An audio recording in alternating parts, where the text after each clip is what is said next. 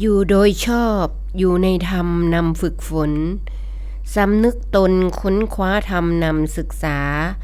อาศัยศีลสมาธิญาณปัญญาพระองค์ว่าจะเข้าถึงซึ่งนิพพานขอนอบน้อมองค์สมเด็จพระสัมมาสัมพุทธเจ้าโดยเสียงกล่าวกราบนมัสการหลวงพ่อวิระศรีละโชโตพร้อมทั้งพระสงฆ์ทุกรูปสามเณรทุกองค์เจ้าค่ะถ้ามาสวัสดีค่ะเพื่อนๆกัลยาณมิตรทุกท่านนะคะคุณแม่ชีพามผู้อยู่วัดต่างๆพร้อมทั้งอยู่ในกุฏิกรรมฐานวัดป่าบ้านสังคุยทุกท่านค่ะถ้ามาสวัสดีเป็นยังท่านผู้ฟังที่อยู่ทางบ้านแม่ชีลำดวนผู้รักธรรมได้มีโอกาสมาในรายการธรรมะย่ำเย็นค่ะมาในสถานีวิทยุเสียงธรรมของพุทธสมาคม FM 104.25 เมกะเฮิรตซ์สื่อสังสรรค์การเรียนรู้การศึกษาการปฏิบัติและเผยแผ่พระพุทธศาสนาค่ะทำการออกอากาศจากวัดป่าบ้านสังคุยอำเภอพังโคนจังหวัดสกลนครค่ะญาติธรรมที่กำลังที่ตามรับฟังนี้ในขณะนี้ก็คือเสียงเมชีนั่นเองค่ะคำแรกมาจังสี่ก็ได้นำคำตัดคำสั่งของพระสัมมาสัมพุทธเจ้านำคำเว้าคำเทศของคุณครูบาอาจารย์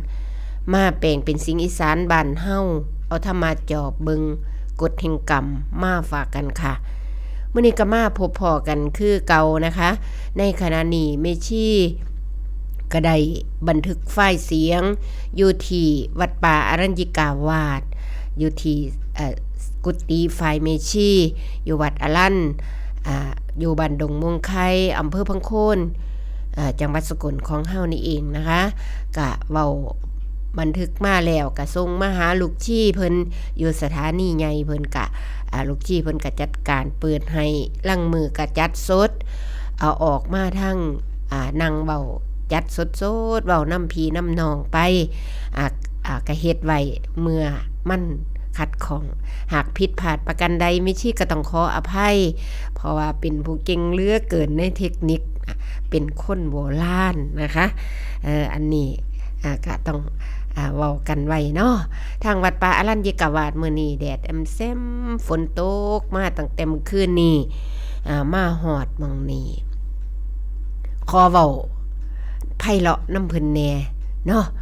พระพุทธเจ้าว่าคันอยากเว้าไพเราะให้เว้าธรรมะว่าซั่นเพิ่นว่าโอ้ยไม่สิอยากเว้าไพเราะมันบ่เลาะกะยาเลาะหวยเลาะคู่สาไว้ก่อนละงานนี้ค่ะเว้ามงคล38เว้ามาฮอดตอนที่24แล้วเด้อยู่ในฝ่ายปฏิบัติธรรมปฏิบัติใจพอแห้งนะคะข้อที่24นี่มีสันโดษว่าซั่นเพิ่นว่าเฮ็ดจังได๋กะยานะคะน้ำคันแม่นมีน้อยๆก็สามารถทำให้แก้วเต็มได้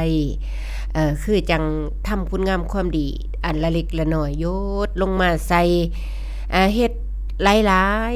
ๆดนๆก็สามารถเต็มได้น้ำที่ระยดระยาดเพียงแต่เฮาหงายภาชนะขึ้นรองรับแน่เท่านั้นเด้อันใดก็ได้เนาะถือว่ามันหักสิเต็มบริบูรณ์ขึ้นมาเองดอกก็คือเฮาพอใจ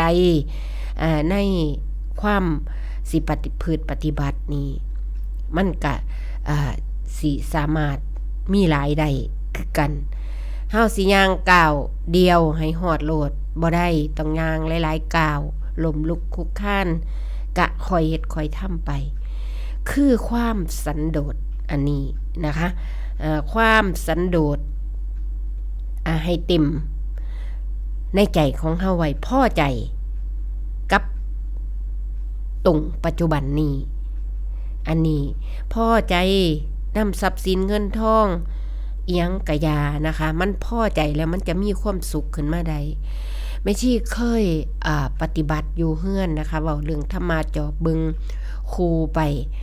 เราบ่เก่งแต่ก็ยกหัวขอมาพ่อได้เว้าพ่อได้ลงโตปฏิบัติยิบส่วนที่เฮาสิเอามาใส่ในชีวิตประจำวันนะคะในขณะที่เฮาพอใจปฏิบัติธรรมมาระดับอยู่เฮือนอยู่ซ่านเฮ็ดไป มันสิอ๋อเรื่องความพอใจได้เด้มันสิอ๋อว่าจังได๋วะติมันสิอ๋อว่าโอ้คนเฮานี่มันสุขย้อนมันพอใจว่าซั่นมันว่ามันบอกตัวเองได้ว่าพ่อว่าหยังวะติพอได้มาแล้วพอใจเฮิงเติบอารมณ์เฮาเปลี่ยนไปมันก็ลืมไปแล้วมันก็ไปแล่นหาอันใหม่เฮิงเติบได้มาความพอใจนั้นคือจากประสบการณ์จริงที่เฮาประสบอยู่แต่เฮาบ่รู้จักเจ้าของมันก็เลยเว้าว่าผลสุดท้ายพอมันนำเบิ่งเหตุนำเบิ่งผลแล้วมันก็เลยบอกตัวเองว่าได้ย้อนความพอใจนี่เนาะความสุขอันนี้เฮิงเติบก็เศร้าล่ะเฮิงเติบก็ไปหาอันใหม่มาให้มันพอใจอีกถ้าเกิดมันบ่พอใจมันก็หายก็ยากอันนี้คือมันยังห่อนอยู่เนาะกะวนกะวายอยากได้อยากมีอยากเป็นสันโดษแปลว่าอีหยังก็ภาษาธรรมมันโตสะนะแปลว่าความยินดีชอบใจพอใจอิ่มใจจุใจ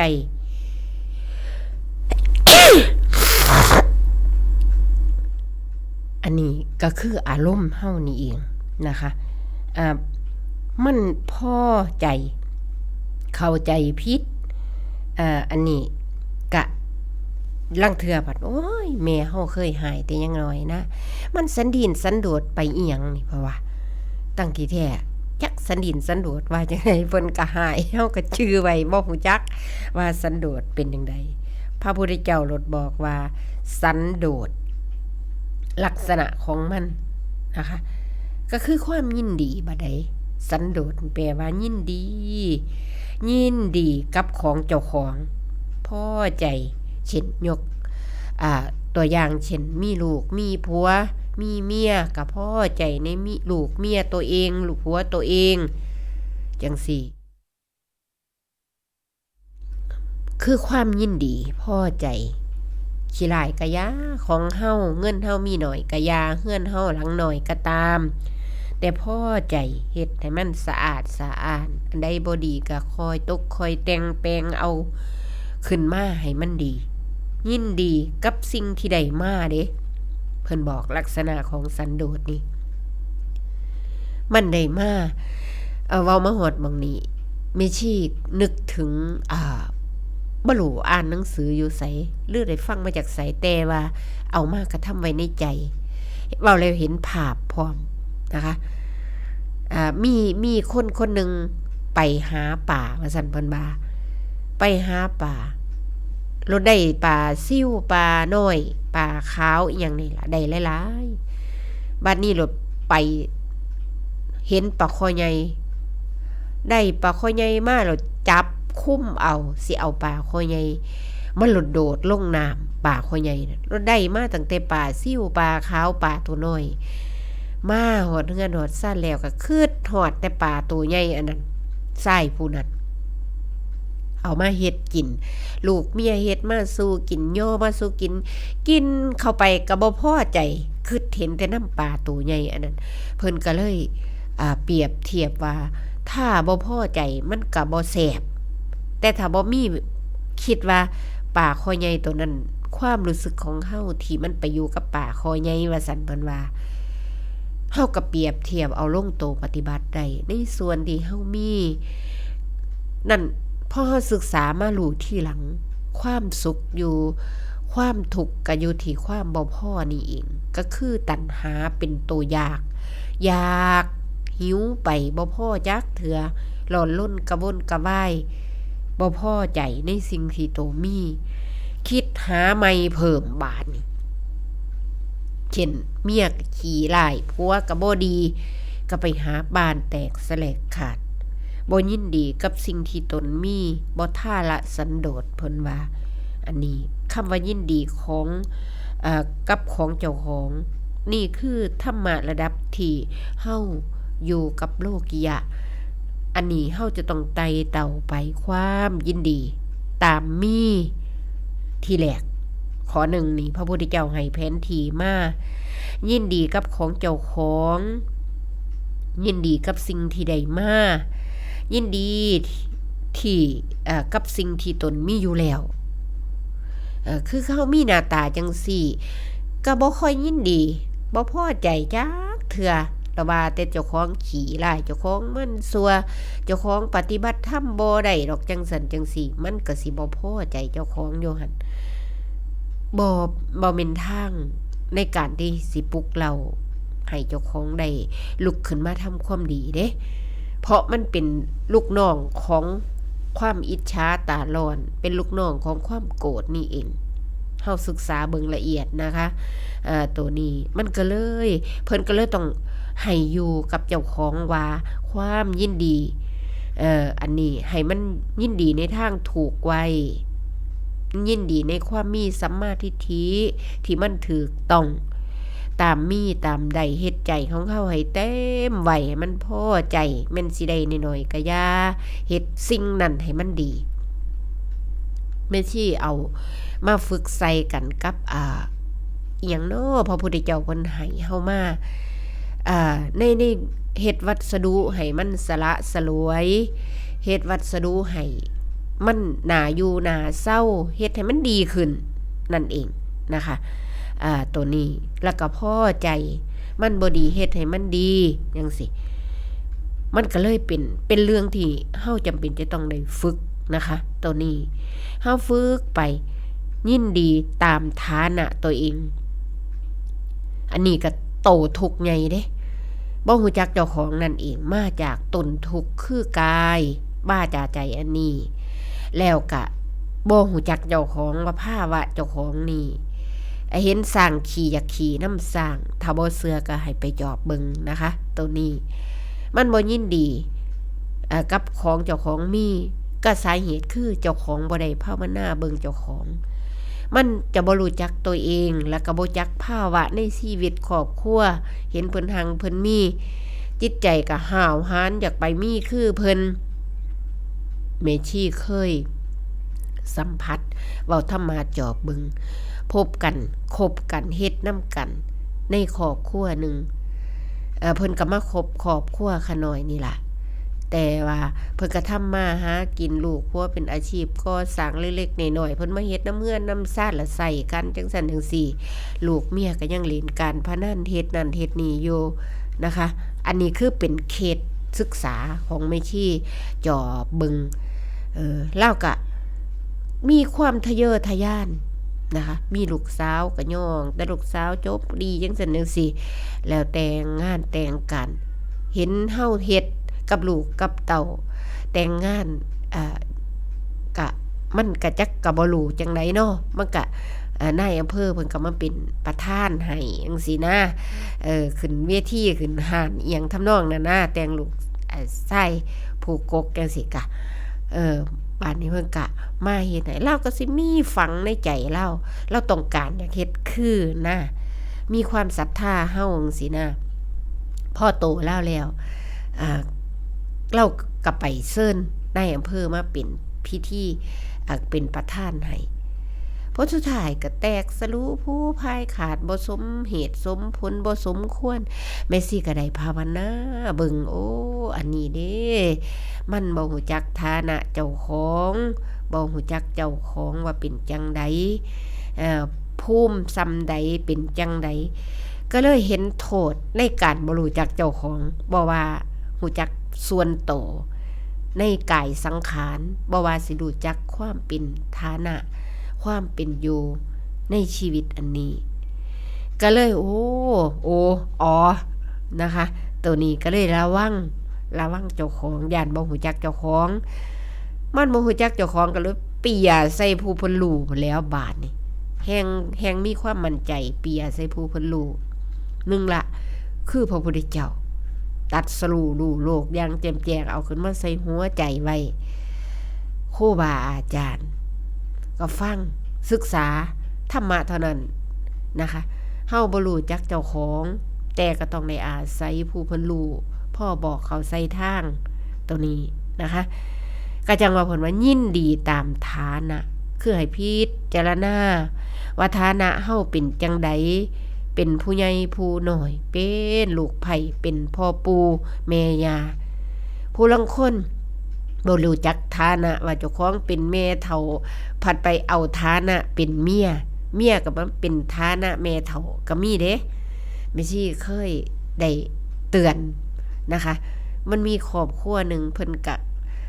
มาหาแม่ชีอันนี้เว้าจากประสบการณ์นะคะก็เลยเพิ่นก็มาปรึกษาเพิ่นมีปัญหาอันใดเพราะว่าขาน้อยนี่เป็นคู่คิดคันเขาเจ้ามีทุกข์ก็สิคิดเห็นอยู่คิดเห็นแม่อุบาสิกานี่เขาเจ้าสิมักมาเว้าเรื่องส่วนตัวเขาเจ้าสิเว้าแล้วเว้าให้เจ้าฟังนี่เจ้าสิบ่ไปเว้าต่ออีหยังทำนองเนี่ยล่ะเพิ่นก็ไว้ใจจังซี่นะเพิ่นก็สิมาเว้าคันว่าก็ได้แนะนำเพิ่นว่าในฐานะของเจ้านั้นมันเป็นลักษณะแม่เฒ่าอันในฐานะเมียน่ะผัดเป็นแม่เจ้า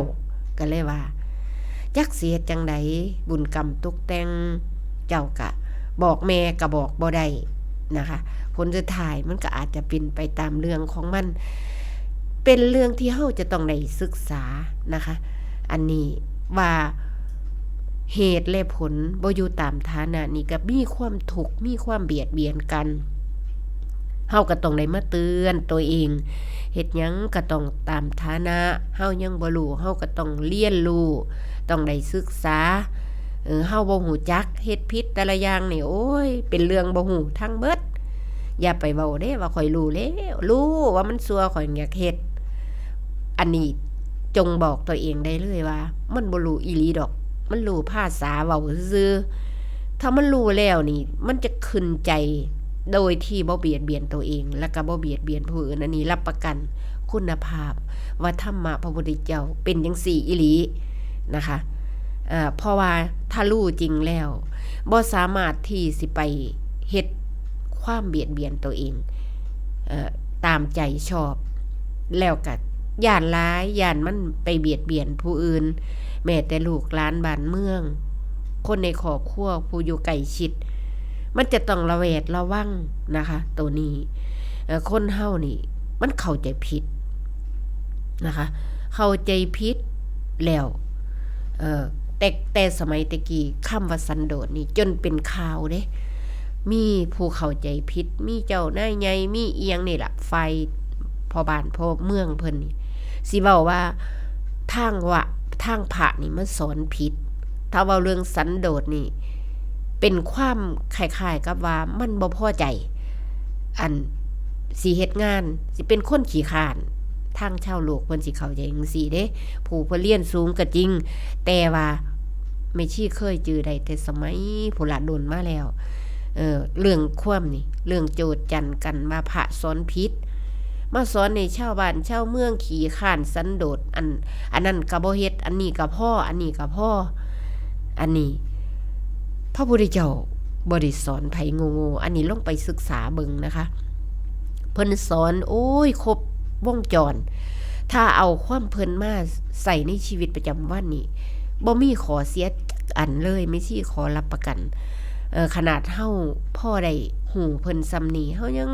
มีชีวิตที่พ่ออยู่พ่อกินอันใดบ่มีก็คอยพัฒนาเฮ็ดขึ้นมาตามอัตภาพเจ้าของมันเป็นเรื่องความสุขอยู่ที่ความพอใจนี่เองนะคะอันนี้บ่แม่นจักมิดที่สิสอนคนให้ขี้คร้านสันโดษคือคนบ่รู้จักพ่อเพิ่นสอนซุ่มนั่นเด้สอนซุ่มมีอันบ่ได้ความโลภความโกรธความหลงบ่รู้จักฐานะเจ้าของเพิ่นสอนซุ่มนั่นเด้แต่ความพ่อก็หมายถึงพ่อดีมันสิเป็นหนทางหนึ่งที่ไต่เต้าให้เฮาได้ประพฤติธรรมมาหาทางสายกลางความพ่อดีโอ้ยซึ้งใจมากค่ะคำนี้พอเฮาค้ำไปเฮาศึกษาไปนำเส้นทางของพระพุทธเจ้าทุกส่วนนี้เฮาสิลงใจเต็มร้อยไว้นะคะด้วยการประสบความเป็นจริงในชีวิตเฮานี่เองถ้าเกิดว่าบ่พอใจแล้วนี่หาความสุขบ่มีดอกเพราะมันบ่พอได้ซ้ำนี่มันก็อยากได้ซ้ำหนามันไล่ล่ะความสุขหาความสุขก็บ่มีหอนล้นเบิดวันเบิดคืนเบิดมือแม่ชี้จอบเบิงคักแล้วอยู่กับสิ่งแวดล้อมที่ใกล้โตคนเฮาที่ฮู้จักกันนี่ล่ะ เจ้าของบ่ทันหูก็ไปจอผู้อื่นก็บ่เป็นหยังเฮาบ่ได้ยกโตข่มท่านเฮาบ่ได้ไปเว้าให้เพิ่นเสียหายเฮาเพียงแต่เอากระทำไว้ในใจอย่างแยบคายเฮาศึกษาเบิ่งก็คือเว้านี่แล้วมาคบกับเฮาก็เพิ่นก็เห็นเฮาเฮ็ดนั่นนี่ไปเซิ้นในอำเภอไปหามันคนละอันนะคะอันนี้เจ้าของผัดเป็นผู้ที่บ่ได้ซ้ำกันยังหาก่อสร้างเฮ็ดกินเฮ็ดอยากแต่บังเอิญได้ลูกเคยเป็นอสเพิ่นก็เป็นลูกน้องในอำเภอมันก็เลยมีสายเข้าไปหาเพิ่นได้เมซี่ก็เลยซึ้งใจว่าโอ้มันบ่แม่นอันนี้ก็ได้ก็เลยศึกษาไปคนบ่รู้จักพ่ออันนี้เองจังว่าเพิ่นสอนให้รู้จักพ่อดีกับอัตภาพพ่อใจในสุนที่เจ้าของหาได้กินก็ตามมีตามได้เฮาบ่อยู่วัดอยู่ว่าเป็นฐานะแม่ชีเฮ็ดหยังก็เฮ็ดตามมีตามได้โอ้มันศึกษาไปทุกขั้นตอนเด้เฮาบ่รู้เฮาต้องศึกษากิเลสของมนุษย์นี่บ่แม่นธรรมดานะคะมันต้องพอดีกับในสิ่งนั้นๆเพราะความพอดีบ่คือกันเด้เฮาสิไปเว้าให้เขาบ่ได้ยกตัวอย่างเช่นจัดงานศพจังซี่ถ้าบ่สมความพอดีตรงนั้นกับถูกตีเตียนถูกว่าอีกสมมติว่าเพิ่นมีฐานะสำนั้นแต่ว่าเฮาต้องรู้ไว้ความเป็นจริงความพอดีของพระพุทธเจ้าคือเกินในส่วนนั้นอันนี้ไม่ใช่ยิบยกลงมาลงโตปฏิบัติโยงมาใส่แม่แต่สมัยพระพุทธเจ้าพระอานนท์เพิ่นถามพระพุทธเจ้าไว้ถ้าพระพุทธเจ้าปรินิพพานแล้วนี่เรื่องงานศพเสียเฮ็ดจังได๋คันเว้าภาษาบ้านเฮานะคะพระพุทธเจ้าก็สิสอนบอกเฮ็ดคือมรรคสัตว์ที่เพิ่นเฮ็ดนั่นล่ะต้องมีการพันผ้า500ชั้นมีการเฮ็ดตามประเพณีตรงนั้นแล้วก็เฮ็ดจังซั่นแต่ความพระพุทธเจ้าเพิ่นสอนไว้แล้วว่าศพอันนี้ตายไปแล้วมื้อนี้เป็นประโยชน์อีหยังสิเอาไปทิ่มคือหมานี่ก็ได้เป็นดินเป็นหญ้าสังขารบ่มีเถียงคันย่อมาใส่ในโตปฏิบัติของเฮานะคะเพิ่นสอนไว้เรียบร้อยแต่เพิ่นเป็นหยังจังบ่บอกบัดนี้แม่ชีโยงมาใส่แม่แต่คำบอกคำสอนของหลวงพ่อวิระนี่แต่กี้แม่ชีบ่เข้าใจในคำนึงว่าหลวงพ่อไม่ชอบสร้างนะแม่วาสิกาก็ทำไปอย่างนั้นอย่างนี้อย่างเพิ่นก็สิเว้าไปแม่ชีล่ะเกิดงงๆเอ้าว่าเพิ่นบ่สร้างเพิ่นคือเฮ็ดนำอยู่เฮาเวลาไปขอเวลาไปเว้าเกิดสงสัยในตัวนี้เล็กน้อยนะคะพ่อเข้าใจในส่วนธรรมที่ความพอดีเฮ็ดแล้วบ่ทุกข์เฮ็ดแล้วบ่เดือดร้อนเฮ็ดแล้วบ่มีปัญหาเข้าใจในสัจธรรมหม้องนี้แล้วนี่มันจะเข้าใจเพราะการปฏิบัติจริงกับหลักการบ่คือกันปานใดเด้เฮารับหลักการจากพระพุทธเจ้าในการประพฤติธรรมเฮารับหลักการจากครูบาอาจารย์สิลงโตปฏิบัติตัวนี้กับการที่ความเป็นจริงที่เฮาสิเฮ็ดนั้นมันคนละอันอยู่แต่มันเฟื้อกันอยู่เด้มันไปนํกันอยู่แต่ว่ามันคนละอันไม่ใช่กันเลยพ่อตัวนี้แล้วจบเลยค่ะในการสงสัยหม่องนี้นะคะเพราะว่าหยังว่าติคือกันกับเพิ่นเว้าล่ะถ้าเฮาสิเว้าออกไปมันก็เป็นการตีเตียนโอ้ยเหลือแต่หังแต่มีแล้วเบิ่งเพิ่นเฮ็ดบ่สมเกียรติสมมุติมันก็ละถูกตีเตียนถูกว่าก็ต้องได้เฮ็ดไปตามฐานะเฮ็ดไปตามอัตภาพบาดนี้พ่อมาศึกษาครูบาอาจารย์ฟังเทศน์ฟังธรรมความพอดีมันบ่คือกันบางคนกินข้าวกินน้อยกินหลายกินแค่อิ่มไผอิ่มมันแต่บ่ทอกันเด้แซ่บก็คนละอันมาศึกษาเบิ่งคักๆมันเป็นอุปทานในตัวของไผของท่านเพิ่นก็เลยต้องให้ฝึกอยู่กับความพอดีของไผของท่านนะคะตัวนี้แล้วก็เพิ่งให้ตัดเรื่องให้รู้ความเป็นจริงไว้นะคะว่าชีวิตในการเส้นทางในสายพระนิพพานสายดับทุกข์อันนี้มันจะต้องผ่านความพอดี คือความเป็นกลางพ่อดีของคนบ่ทอกันนะคะพ่อดีตามฐานะพ่อดีตามได้ตามมีของคนคนนั้นเฮามาอยู่วัดอยู่ว่าก็เฮ็ดให้มันพ่อดีเป็นนักบวชนักอันนี้กับเขากับป่าเฮ็ดไปตามอัตภาพนะคะกินยังก็บ่ใส่ว่าสิไปติกินนั่งกินไปสั่งกินอยู่ร้านอันใดมันบ่มีก็มันอันนี้มันใส่กับตัวนี้ได้มันพอดีกันอยู่มันได้อยู่เฮ็ดแล้วก็ดีซ้ำนี่ก็เฮ็ดไปก็บ่เป็นหยังนะคะนั่นก็คือความพอดีในสิ่งนั้นๆเฮาต้องได้ศึกษาทรัพย์สมบัติเฮามีบ้านหลังน้อยเฮาก็เฮ็ดมันพอดีส่วนที่เฮาเฮ็ดให้มันพอดีกรรมคุณก็คือกันพระพุทธเจ้าสอนในหมดทุกรูปแบบนะคะเพื่อให้พ่อใจกับสามีภรรยาให้พ่อดีก็ถือว่าความอยากตัวนั้นล่ะที่ทำให้เฮาบ่พอดีนะคะอยากมีอยากเป็นอยากได้บ่อยู่กับตัวเองบ่อยู่กับฐานะจังว่าเพิ่นว่าความสุขความเจริญต้องหอยหูจักพ่อต้องยุดตัณหาตัวนี้ให้ได้โอ้ยซึ้งใจมากค่ะเมียนความเพิ่นเบิดเฮายุดยังบ่ได้อันใดยุดบ่ได้มันต้องทุกข์ที่เจ้าสู้ไปดิรับไปดิกรรมที่เจ้าเฮ็ดอีหยังก็ได้นะคะตามหาความสุขกันไล่ล่ากันมาตลอดจนเที่ยวหา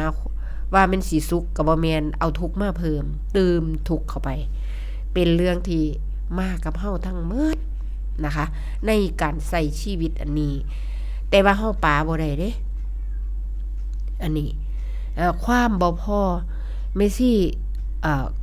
เคยในอย่างนะหมาน่ะนะหมาหลงน่ะที่หมาหิวโซ่ที่มันผัดลงมาน่ะเอามาสอนใจตะของได้ดีมากนะคะตัวนี้คือความบ่พอเจ้าของที่มันมาแล้วกับมาอยู่แล้วผัดลงมาน่ะเจ้าของบ้านลิตนเอาเขามาไกลมื้อที่แรกเอามาไว้ข้างเฮือนเอาเขาให้มันกินมื้อที่2ก็ต่อมาเรื่อยๆเขามาอยู่ในบ้านมื้อที่3ที่4เขามาอยากไปนอนน้ำคนมื้อฮอดมื้อที่7อยากไปกินข้าวร่วมผ้ากินปลาร่วมถ้วยละบาดนี้เขาก็เลยเอานี้ไปปล่อยแมวตัวนี้มันหมาตัวนี้มันพ่อบ่เป็นนี่เป็นเรื่องที่เฮาหาอุบายสอนจิตตัวเองนะคะมันสิเป็นนิทานกะยาสิเป็นความเว้าความเทศน์ครูบาอาจารย์เฮาก็เอามานั่นคือเฮาตั้งใจฝึกตัวเองนะคะความสุขทั้งพระพุทธเจ้าเพิ่นแบ่งไว้นี่มันมีสุขหลายสุขอยู่สุขที่หยาบสุขที่กลางๆสุขที่มันละเอียดสามิตรสุขเป็นความสุขที่ต้องอาศัยวัตถุสิ่งของเด้นั่นคือไม่ใช่รู้ที่หลังก็ว่าสุขฝ่ายโลกียะที่เฮาสร้างบ้านสร้างครอบสร้างครัวสุขฝ่ายนี้ต้องมีเด้บ่มีบ่ได้เด้โอ้ยอยากมีแห้งหลายอยากมีรถเก๋งเห็นเขาขี่แม่เอ้ยคนทุกอยากมีมันเป็นจังไดเจ้าลองคิดเบิ่งแต่ว่าอัตภาพพ่อเป็นไปได้นะคะบ่เฮ็ดให้เดือดร้อนแห้งบ่เฮ็ดให้เสื่อมเสียปรึกษาหารือกันทางมีทางมาพากันอยากได้รถขี่แต่มอเตอร์ไซค์ไหลฝนตกห้ำหัวก็อยากให้มันมีพ่อได้สมฐานะจังซี่นะคะเพราะเคยแม้แต่ความรู้สึกเจ้าของมันเอาวัตถุเป็นใหญ่ได้คนชาวบ้านล่องมีเจ้าในใหญ่ๆมาขี่มอเตอร์ไซค์ตากฝนเบิ่งเสื้อผ้าก็ม้อซ้อมันก็เลี้ยวเบิ่งซะก่อนเด้มันมาใหม่ใดวะมันเป็นจังไดวะรถแต่คันขี่รถเก๋งมาจอดคือแม่นไผมาแน่นี่เฮาต้องเรียนความรู้สึกตัวเองเรียนใจตัวเองมันจังเข้าใจลึกซึ้งบ่เรียนผู้อื่นก็จริงแต่มันต้องน้อมเข้ามาหาตัวเองเว้าอันใดเป็นจังไดเฮาก็สามารถที่เข้ามาสู่กับปัจจุบันตรงนี้ให้ได้นะคะเฮาต้องเบิ่งไปเรื่อยๆนะคะความวัตถุสิ่งของเฮาก็ต้องเรียนโดยตามองเห็นหูฟังเสียงต้องดินต้องล้นกระวนกระว่ายหามาต้องยึดต้องติด จิตใจคับแคบหวงแหนผูกพันโอ้ยจะแม่นโพดยังวะทนมาได้จังได๋ใจอันนี้ก็ได้คันแม่นของแตกของพังนี่โอ้ยตายแต่หึงแล้วจะแม่นมันเที่ยวสุขเที่ยวทุกข์เนาะท่านผู้ฟังนะคะผู้ใดก็มีมาอยู่แล้วแต่มันบ่รู้ซื่อ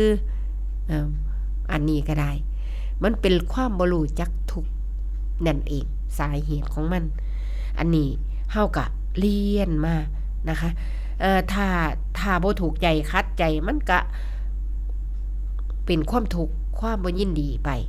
มันก็เลยโยงไปใส่ตัณหา3อันนี้เองมารู้ที่หลังเรียนเรื่องตัณหาตะกี้บ่รู้จักดอกตัณหาเป็นจังได๋บ่รู้นะคะ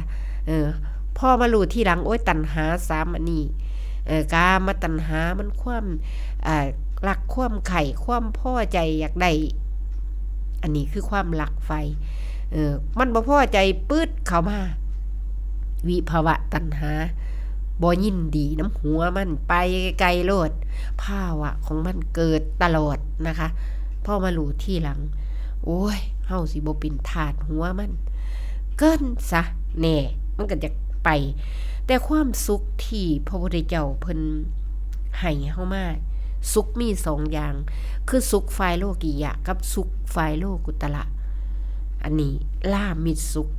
พวกนี้เฮาต้องได้ศึกษาเฮาต้องเรียนเพราะมันเป็นสุขที่ละเอียดสุขที่บ่ต้องหาวัตถุสิ่งของเพราะสุขตัวนี้สุขจากการบ่มีนะคะต้องเอาลงโตปฏิบัติให้ได้ว่าฝ่ายทั้งนี้เฮ็ดให้มันมีหมดสู่อันแข่งดีเงินทองของขาวมีลูกมีเต่าให้ถูกส่วนของสมมุติโตทั้งฝ่ายนี้แต่ฝ่ายนี้เฮ็ดไปเรื่อยๆจนมันบ่มีอีหยังเลยเฮาต้องเข้าใจให้ได้มันจังบ่ไปตีกันเด้ศึกษาธรรมก็ได้นะคะลามิตรสุขเป็นความภายในบ่ได้อาศัยสิ่งอื่นบ่ได้อาศัยสิ่งของลักษณะอิหยังต่างๆแต่อาศัยความสงบความสะอาดความบ่มีกิเลสตัณหาความสุขตัวนี้ความสงบนะคะบางคนถามความสงบเป็นจังได๋แม่ซี่จับประเด็นเอามาใส่ในชีวิตประจำวันความสงบบ่รู้แต่ข่อยฮู้จักแค่ว่าข่อยเบาขึ้นข่อยบ่ทุกข์บ่ร้อนข่อยเบากายเบาใจข่อยมีความโล่งโปร่งสบายข่อยจื้อเอาเท่านี้เอามาใส่ในชีวิตประจำวันนี่คือความสุขความสงบสงัดจากสิ่งรบกวนพอมารู้ไปเรื่อยๆในกันบ่มีกิเลสตัณหารบกวนอยู่ในความวิเวกทางใจมีสรุปแล้วใจเฮามีที่อยู่นี่เองใจเฮามีที่อยู่ใจเฮาตั้งมั่นต่อคุณธรรมมีสมาธิฮู้บาปบุญคุณโทษฮู้หน้าตากิเลสโลภโกรธหลงอิหยังต่างๆนี่เฮาสิรู้เด้เพราะเฮามีลงโตปฏิบัติตามลำดับตามขั้นตอนมาเรื่อยๆมันสิฮู้ไปเองเฮาก็สามารถรู้ได้จิตเฮาสะอาดความว่าสะอาดของจิตยังบ่รู้เด้มาฮอดจนบวชเป็นเมสซี่มาจังพ่อฮู้จักเด้จังได๋จังว่าจังสั่นเมสซี่บ่ฮู้จักแต่บวชเป็นเมสซี่พราหมณ์มาฮู้จักตอนบวชเป็นเมสซี่พราหมณ์มาอยู่วัดนะเพราะว่าบ่ทันได้โกนผมอยู่เฮือนนี่ตื่นขึ้นเช้าขึ้นมานี่เว้าธรรมาจอบเบิ่งนะคะตื่นขึ้นมาลุกสิฟ้าวลุกปึ้งปังลุกสิมาลุกนึ่งข้าวเป่าไฟเฮ็ดนั่นเฮ็ดนี่ใจของผู้ขาเป็นนักเป็นเว้าๆแว่งๆเป็นขาดๆเกินมีทุกวันเถาะปรากฏว่าลุกขึ้นมาแล้วก็มาตั้งใจไว้อธิษฐานศีลก็รักษามาโดนหลายปีละได้เบิดละอันเป็นคอๆนั่นก็ได้อันบ่ฆ่าสัตว์ตัดชีวิตบ่ลักยกกกฮอบ่เล่นสู้จากผัวประพฤติผิดในกามบ่ตัวบ่หลายเป็นคอๆได้เบิดล่ะแต่ว่าความทุกข์อันตัวนี้บาดนี่มาอยู่วัดมื้อนึงโลดบัดเพิ่นสิฮู้จักหน้าตากันเด้มื้อนึงลุกขึ้นมามันก็ค่อยลดลงอยู่ดอกความทุกข์อันที่อันโตกลางๆอันในใจของเฮานี่ก็ได้หักบ่รู้นะพอมารู้แล้วโลดภาวนาแน่ก็ศึกษานำฟังเทศน์ฟังธรรมมัน มารู้กับหน้าตานิวรณ์ทั้งห้าอันนี้มารู้อีกที่หลังว่าเป็นกิเลสกลางมารู้อีกคักๆไปอีกโอ้ใจเฮามันบ่มันสกปรกบ่ได้มันบ่กวาดสะอาดมันยังมีสิ่งที่มันทำให้ใจเฮาทุกข์อยู่โอ้พ่อหูจักหน้าตามันฟาวจัดการมันสิทุกข์มาปัดกวาดออกไปยามมื้อเช้าก็ให้มันแผ่วผ่านออกไปอยู่กับความบ่ได้มารบกวนเฮาไปพร้อมกันกับอันเหงานั่นแหมตะกี้เมซี่เป็นคนเหงามาในสภาพทุกข์ตอนอยู่เฮือนก็คือกันประพฤติธรรมนี่ก็อยู่มามันสิคิดในใจเฮาชีวิตเฮาคือจังบ่มีอิสระนี่ทุกข์งุ้มหัวมันอยู่ปรากฏว่าผัวก็ด่าหัวเอาเจ้าไปทุกข์อีหยังล่ะว่าพ่อครูข่อยคือพาเจ้ามีเจ้าได้สู่อันสู่แนวเจ้าคือมีสำบ้านสำเมืองมันจะทุกข์หยังบ่จักเจ้าของบ่จักทุกข์พอมารู้ทีหลังทุกข์อันนี้มันเป็นทุกข์อริยสัจที่มันมากับเฮาเลยเฮาบ่รู้ในทุกข์อริยสัจตัวนี้ก็เลยตั้งใจฝึกมาเพราะเฮาเห็นหน้าตาตัวนี้มาคอยกำจัดมันออกไปใจเฮามันบ่สะอาดเพราะมันยังมีสิ่งรบกวนอยู่บัดใดมารู้ทีหลังว่ากิเลสตัวนี้มันเป็นกิเลสกลางเป็นกิเลสนิวรณ์ที่มันเข้ามาโดยที่เฮาบ่รู้จักวิธีเอาออกจากจิตตัวเองกวาดบ่สะอาดบ่ได้เอาพระธรรมวิธีเฮ็ดก็คือต้อง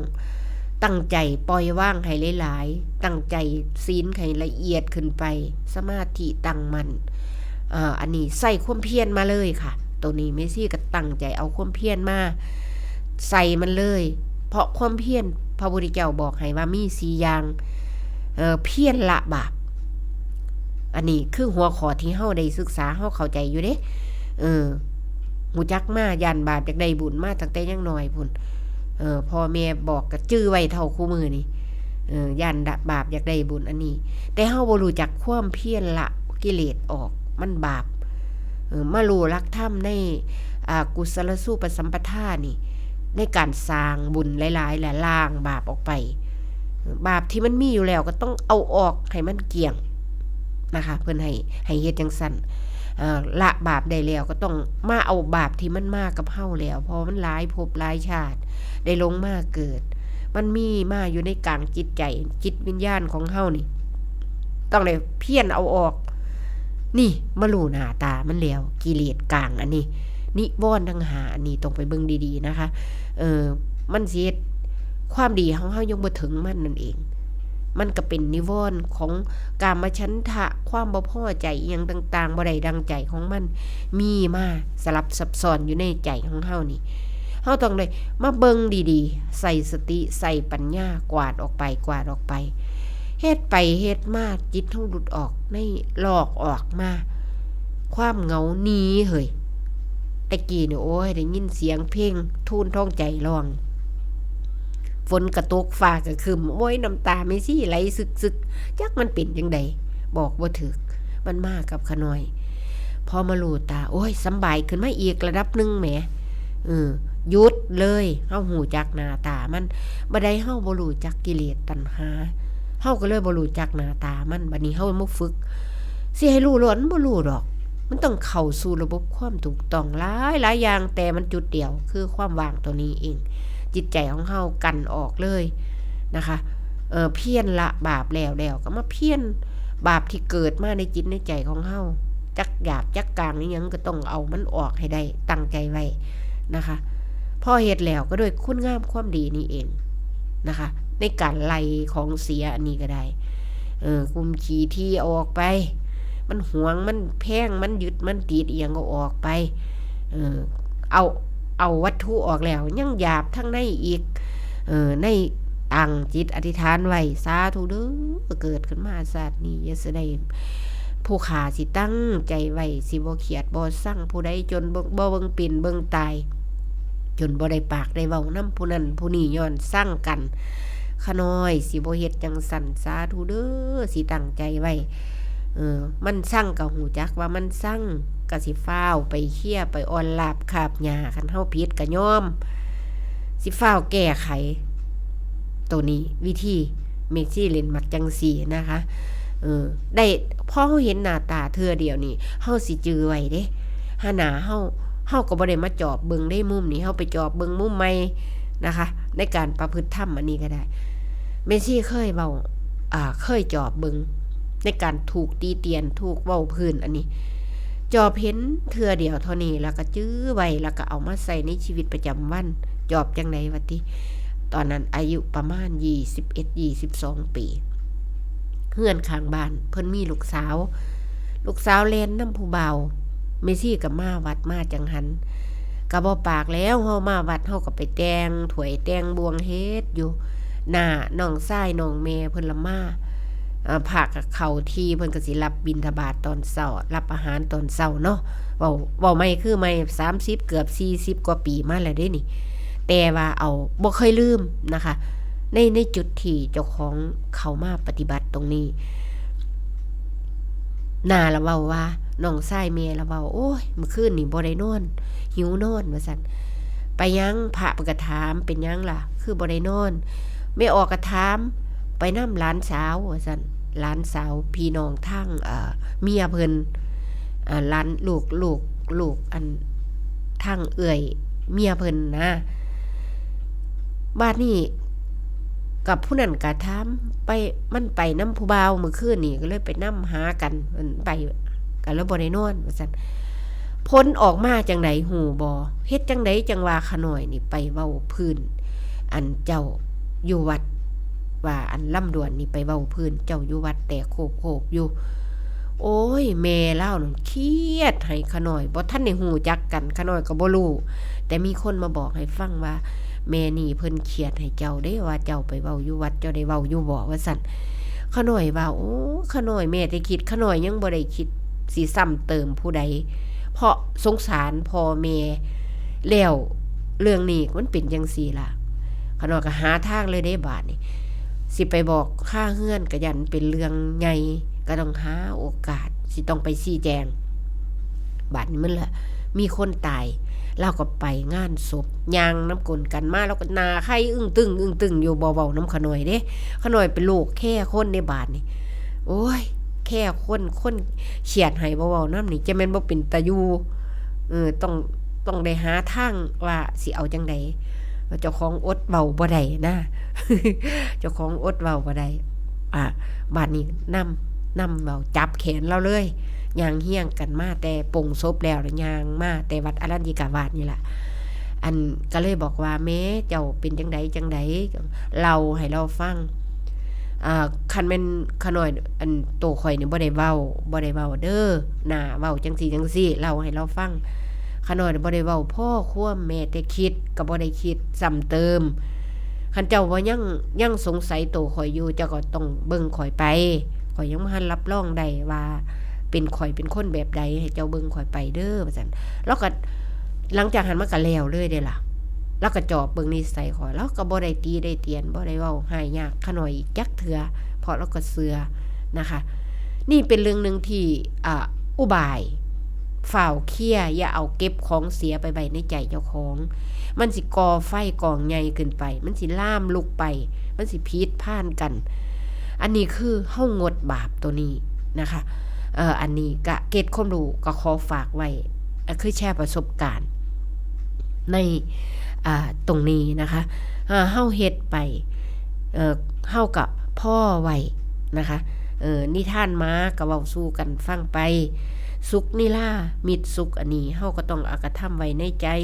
คือจิตใจของเฮาให้สะอาดคิดดีทำดีไว้เว้าดีไว้การเลี้ยงชีพจังซี่ก็เฮาก็พอใจพระพุทธเจ้าเพิ่นมีจุดมุ่งหมายมุ่งให้เฮาอยู่ในปัจจัย4อยู่เด้บ่ได้สอนให้เฮาขี้คร้านบ่ได้สอนให้เฮา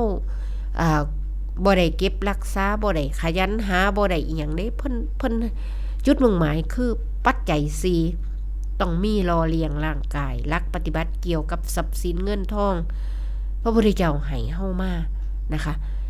การหาทรัพย์ก็แสวงหาโดยชอบ อย่าผิดศีลผิดธรรมอย่าผิดกฎหมายเพิ่นให้หลักการของเฮามานะคะ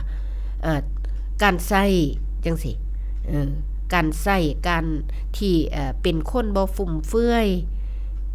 ให้พอดีกับเจ้าของตามอัตภาพกินต้องมีการฝากการฝังไว้มีการเฮ็ดเลี้ยงชีพโดยชอบก็อยู่ในสันโดษอันนี้เด้พระพุทธเจ้าเว้าเมซี่ก็ไปได้ความคิดย้อนนิทานเด้เจ้าของก็บ่ฮู้จักเจ้าของปานใดไปฟังนิทานนกแขกเต่านะที่อยู่ในพระไตรปิฎกนั่นข้าวขังพระพุทธเจ้าที่ยังเป็นโพธิสัตว์อยู่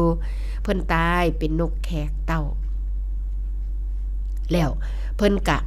หาย่ำตื่นขึ้นพานกแขกเต่าไปกินเขาในหน้าเศรษฐีนั่นกินแล้วคนใส่เพิ่นก็เลยมาบอกว่าโอ้ยนกแขกเต่านี่มันมาเอาไปกินเบิดเป็นไล่ๆพุ่นเด้ว่าซั่นบาดนี้นิทานอันนี้นกแขกเต่าอันนี้พอเขาเจ้ารถเฮ็ดเรื่องดักนกนะดักนกพดนกก็ไปเขาดักไว้จับเล่าไว้เศรษฐีนั่นก็เลยสอบสวนนิทานเว้าได้ขี่ตัวแบบบ่บาปขี่ตัวสอนธรรมฟังไปแต่ก็ยิบประเด็นลงโตปฏิบัติได้ว่าเป็นย้อนจังไดเฮ็ดจังไดล่ะใส่อย่างพอดีเฮาบ่ฟุ่มบ่เฟื่อยประหยัดซำใดล่ะมันต้องมีการศึกษาเด้เศรษฐีถามนกพญานกพระโพธิสัตว์บอกว่ามาเอาเขามีอยู่มีสางกินบอกคือเอาไปหลายแท้เศรษฐีถามคันเว้าเป็นภาษาบ้านเฮานกก็เลยบอกว่าเอาไปเลี้ยงตัวเองบ่มียุงมีสางเอาไปเลี้ยงลูกเลี้ยงเมียเอาไปเลี้ยงนกโตเฒ่าบินมาเอาบ่ได้เพิ่นเว้าจังซี่นกโตเฒ่าก็คือบัดนี้เพิ่นก็มาเปรียบเทียบใส่ในกันเลี้ยงตัวเองเมซี่เลี้ยงปฏิบัติธรรมนี่เมซี่สิเฮ็ด3จังหวะเด้คำตัดคำสั่งคำเทศคำเบาครูบาอาจารย์แล้วก็มาเอาปัจจุบันเจ้าของปฏิบัติจอบบึงแล้วก็ไปเปรียบใส่คำโบราณ3จังหวะเอามาใส่กันใจมันจังลงเด้ลังเถือนะคะอันนี้คำโบราณพ่อแม่เพิ่นเว้าเป็นเด็กน้อยเพิ่นเว้าแต่ชื่อได้เบิดเด้เพิ่นบอกว่าเลี้ยงเอามาใส่ปากงูเห่างูสาเอาถิ่มลงสางว่าซั่นเพิ่นว่าก็มี4อันคือกัน1เอามาใส่ปากงูเห่านี่เมียเพิ่นเด้อเอาบ่เอาเงินไปเลี้ยงเล่าดูแล้วจมฝ่อเจ้าสิตายย้อนผัวก็ดีแม่นบ่คะงูสานั่นลูกต้องเอามาเลี้ยงเขาถิ่มลงสางน่ะกินเจ้าของกินเอาไปฝังดินคือทำทาน4อย่างอันนี้คือความโบราณสอนนกแขกเต่าเล่าก็ไปฝังดินก็คือเอามาเลี้ยงนกเฒ่านกแก่บินไปเอาบ่ได้สงเคราะห์สงหาทานเด้นกก็ได้เอามากินเจ้าของเอามาเลี้ยงลูกเอามาเลี้ยงเมียคือกันพระพุทธเจ้าเพิ่นก็สอนไว้คือกันคือปัจจัย4อันนี้เอาไปใส่ทางโลกทางบ้านก็ไปปัจจัย4ทางพระเพิ่นก็มีปัจจัย4มันต้องกินต้องใส่ต้องมีเฮือนอยู่ต้องมีนี่3อย่างนี้เฮายกเหตุผลมาลงโตปฏิบัติให้กระทำไว้ในใจนะคะอันนี้มันคิดมันพิจารณาอยู่อันนี้เฮาต้องได้ศึกษาไว้นะคะบ่ใส่ฟุ่มเฟือยทรัพย์สินเงินทองเฮ็ดให้มันพอดีกับเจ้าของคนจนกับพอดีคนรวยกับพอดีอันนี้บ่แม่นว่าสิบ่ให้มีเฮือนหลังใหญ่บ่ให้มีรถหลายคันบ่ให้เฮ็ดสมฐานะพระพุทธเจ้าบ่สอนแบบนั้นต้องเฮ็ดตามอัตภาพตัวนี้ต้องจับประเด็นลงโตปฏิบัติให้ได้มันจังบ่ไปตีผู้อื่นนะคะโอ้ยจังสั่นจังสิเอานิสัยดูถูกไปคือจังเพิ่นเป็นคู่เป็นเจ้าเป็นนายจังสิมาฮอดบางนี้แม่สิยังได้จอบเบิ่งอีกเด้ใจมันจังลงเฮาจังสิได้ระแวดระวังมีข้าวครั้งนึงมีแม่นึงเพิ่นสอบเว้าแต่ปัญญาเพิ่นก็หลายทำความดีเพิ่นก็เฮ็ดหลายกินทานเพิ่นก็หลายแต่ปากเฮ็ดปากย่ำบาดนี้มันละมีคนนึงขับรถเก๋งมาคนรู้จักกันนั่นล่ะเขาได้รถเก๋งเว้าง่ายๆ จ้าของมันยังเคยมีวีแววสิได้ดอกตอนนั้นลูกก็ยังน้อยอันแม่เพิ่นก็เลยเว้าแม่อุบาสิกาก็เลยเว้าขึ้นว่านั่งเล่นน้ำกันอยู่โอ้ยสะอ่อนเพิ่นเนาะมีรถเก๋งว่าซั่นเล่าสัตว์ขึ้นเลยว่าโอ้ยมีก็มันมีไปโลดพวกเป็นหนี้เป็นสินคันเฮาอยากได้นี่มันก็ได้อยู่แล้วล่ะเพิ่นก็สิเว้าของเพิ่นไปนะเราก็จื้อไว้บาดนี้มันก็มีอีกผู้เด็กน้อยมันมีทิฐิมานะแข็งดีอยู่ในใจของเขานั่นเป็นก็เป็นโลดพวกราชการพวกคู่พวกซ่าพวกราชการมันบ่มีดอกมันทุกข์มีแต่หนี้เพิ่นก็จะว่าไปเนาะแต่ถ้าคนเบิ่งคักๆถ้าเขามีศักยภาพเขาเป็นหนี้บ่ได้เด้ราชการก็ได้มันพอดีกับเขาเด้พระพุทธเจ้าสอนตัดส่วนเกินออกถ้าเจ้าเกินโตราชการก็ทุกข์คือกันบ่พอดีนะคะศักยภาพเจ้าบ่พอดีเจ้าเฮ็ดเกินเจ้าก็ทุกข์เจ้าก็ล่มละลายได้คือกันนะคะตัวนี้อันนี้เฮาศึกษาธรรมเอามาใส่ในชีวิตประจำวันพระพุทธเจ้าสอนความพอดีลงไปใส่ในการดำเนินชีวิตในสายมรรคมารู้ที่หลังคือสายกลางปฏิปทาอยู่ในอริยมรรคมีองค์8สอนหลายๆขอหลายๆเกี่ยวหลายๆแง่หลายๆมุมแต่ลงโตเดียวในการความศึกษาธรรมในการปล่อยการว่างในการบ่ผูกมัดรัดตึงในการรู้ความเป็นจริงว่าฝ่ายสมมุติและวิมุตติเฮาต้องนำให้ได้นะคะเฮาบ่รู้แจ้งแท่งตลอดแต่เฮาต้องรู้สายทางให้ได้ว่าสิเฮ็ดแบบใดสิจัดการชีวิตแบบใดนะคะตัวนี้มีหลักการถ้าความบ่พอมาความบ่พอดีมาพระพุทธเจ้าให้ฝึกความสันโดษแต่สองคำนี้เฮายังได้ศึกษาเด้ความสันโดษกับความมักน้อยคนละความหมายแต่ใกล้เคียงกันนะคะมันเป็นคำย่อยออกมาอันนี้มักน้อยข่อยมันสันโดษมักน้อยมันบ่อันนึงสันโดษคือความพอดีคนมักน้อยนี่คือมีหลายๆเอาน้อยๆคือเฮาบิณฑบาตจังสิเห็นอยู่บ่บักกล้วยเต็มถาดนมเต็มกะละมังโอ้ยคันแม่นเฮาบ่มักน้อยเฮาก็เป็นลักเอาของเพิ่นหลายๆนี่สัตว์ขนเมื่อดีบ่ดีหาถุงหน่อยไปใส่น้ำพุ่นเอาไปนั่นแปลว่ามันโลภแกมตัวนั้นบ่มักน้อยแต่เพิ่นมีมักน้อยมีหลายๆบางเทื่อมันก็อุบายการฝึกตนมันมีหลายมันก็เอาน้อยๆมันอยากหลายเฮาบ่กินนั่นเป็นอุบายการฝึกสอนจิตเพิ่นเด้คือมักน้อยเอาน้อยๆอยู่แบบสันโดษพอใจอยู่น้อยๆมักน้อยอันนี้กุฏิน้อยๆแม่ซี่ว่าอยู่เฮือนหลังใหญ่ก็เฮ็ดยากต้องเซ็ดต้องทูต้องระวังรักษามันก็มีทุกข์คือกันไปมีกุฏิน้อยๆไปสร้างโอ้ยวัด2 เมตร 50พอได้ซ้ำหีบโล่งเนี่ยมีบ้านหลังเล็กๆจังซี่มีบ้านทอโล่งศพลบเข้าไปนอนสบายใจโล่งโปร่งสบายเพิ่งเติบมันก็เศร้าอยากมีเฮือนหน่อยก็อยากไปเฮือนใหญ่แม่นบ่คะก็ต้องเบิ่งใจเป็นอุบายการสอนจิตการปฏิบัติคือกัน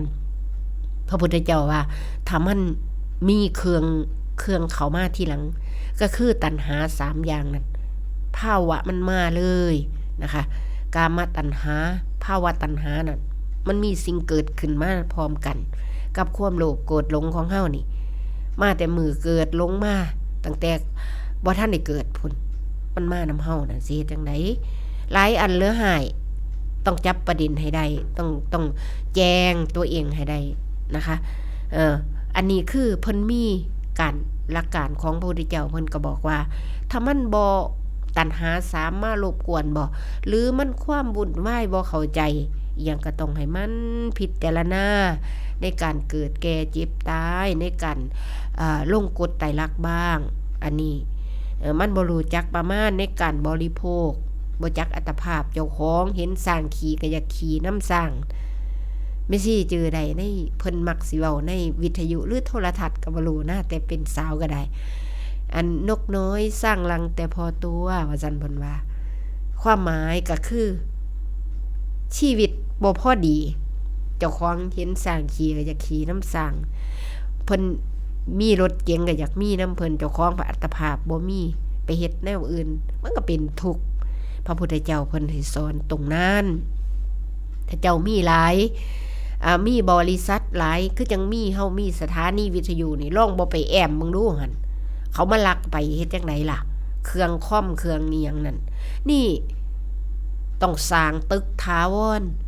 ต้องเพื่อแผ่คนอื่นต้องบ่ยึดมันถือมันนั่นคือจุดประสงค์พระพุทธเจ้าเด้ต้องซอยเสียบ่ไปอยากได้บ่เอามาเป็นของเจ้าของต้องเสียสละนั่นจังแม่นผู้สันโดษที่แท้จริงบ่แม่นว่าโอ้ยกุดห่างก็บ่มุ่งบ่แอมอยู่ในก็อยู่ดอกสันโดษเพิ่นว่าบ่แม่นต้องไปศึกษาดีๆนะคะไม่ใช่จับประเด็นใดไอ้หลวงปู่ชาเพิ่นเทศน์นะที่พระเพิ่นอยู่เพิ่นฝึกสันโดษเพิ่นกุดเพิ่นหัวบางนี้ย้ายไปอยู่บางหันเพิ่นละว่าเป็นหยังล่ะคือบ่มุ่งบ่เฮ็ดบ่ซ่อมบ่แซมโอ้ยสันโดษว่าซั่นเพิ่นว่าอยู่แบบปล่อยวางสันโดษงูๆบ่หลวงปู่ซ่าหายเอานั่นเขาก็จับประเด็นคำเว้าครูบาอาจารย์ลงมาใส่นะคะแม่ชีก็โอ้ยเว้ามาฮอดหม้องนี้แล้วเหลือเบิ่งนาฬิกา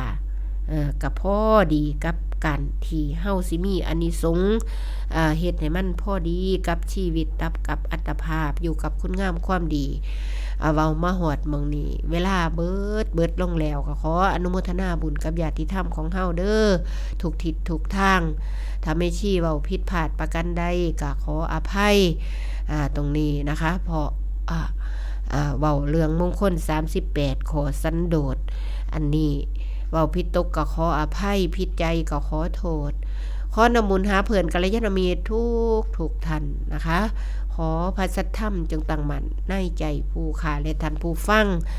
ปรารถนาสิ่งใดที่ชอบประกอบด้วยธรรมก็ขอให้สมประสงค์ด้วยเถิดสำหรับมื้อนี้ธรรมสวัสดีค่ะ